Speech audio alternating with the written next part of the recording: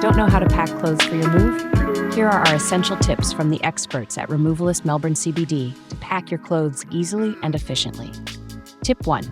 Before packing, declutter your wardrobe. Donate or sell what you no longer use to save space and time.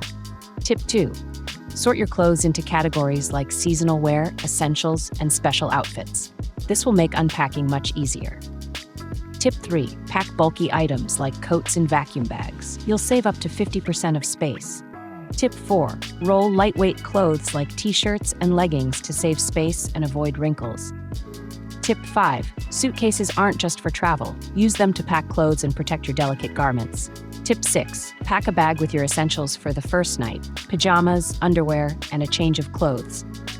Tip 7. Label each box with the type of clothes and the room it belongs to. This will make unpacking a breeze.